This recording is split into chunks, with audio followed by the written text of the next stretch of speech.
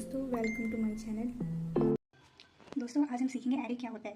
तो सबसे पहले एरे की सिंपल सी डेफिनेशन को देखते हैं। तो ये कहता है कि हमारी एरे जो है वो लिस्ट ऑफ एलिमेंट होता है। ये क्या है? हमारी list of element A B C हमारी लिस्ट ऑफ एलिमेंट है ऑफ सेम टाइप। जैसे यहाँ पे कैर टाइप है, हमारी ए बी सी हमारी कैर टाइप है, तो सेम टाइप की होनी चाहिए। Placed in a continuous memory location. Continuous memory location मतलब 1000 के बाद आपको 1001 आ रहा है, 1002 आ रहा है, तो आपका कंटिन्यूअस है। ऐसा नहीं है कि आपको 1000 के बाद 1002 दिख गया और 1002 के बाद 1005 दिख गया। ऐसा बिल्कुल नहीं है। ऐसा होगा तो आपको एक्सेस करने में बहुत प्रॉब्लम होगी। कुछ भी आपको एक्सेस करनी है आगे जाके, मतलब तो आप नहीं कर पाएंगे। और यहाँ पे वैसे हमारी कैर जो होती है वो 2 बाइट की होती है, लेकिन यहाँ पे इस एरे में हमारी कैर 1 ही बाइट की है। अब हम सीखेंगे कि एरे के अंदर ऑपरेशन कौन कौन से होते हैं। सबसे पहले हम एरे को क्रिएट करेंगे, उसके बाद हम उसमें कुछ इनपुट लेंगे, उसके बाद हमारा अपना आउटपुट होगा वो डिस्प्ले करेंगे। उसके बाद हम नहीं चाहते कि हमें ये ऐसा एरे चाहिए, हमें कुछ अपडेट करना है उसके अंदर, तो हम उसमें अपडेट भी कर सकते हैं।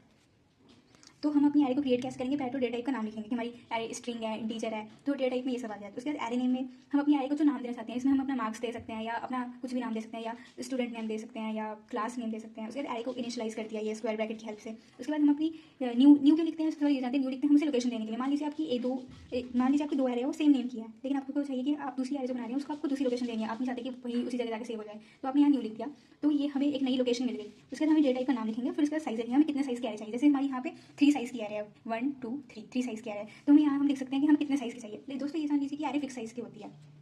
उसके बाद हम अपने एरे को क्रिएट कैसे करते हैं? एरे को क्रिएट करने का 3 मेथड है।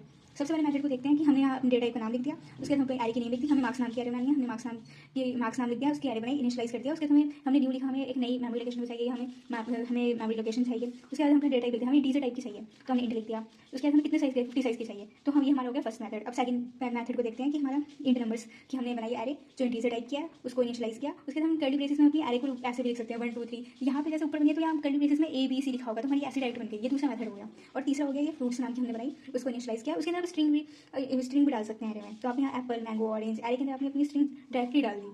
तो यहाँ साइज 3 हमारी, इस वाली हमारी साइज 3 है। और ये याद रखिएगा, पॉइंट टू बी नोटेड, ये हमारी स्क्वायर ब्रैकेट्स में जो भी आती है, इसमें बाई डिफॉल्ट हमारी जो वैल्यू स्टोर होती है वो 0 होती है। सॉरी, यहाँ पे दोस्तों बाय आएगा, गलती से हो गया। तो ये इतना तो आप समझ गए होंगे।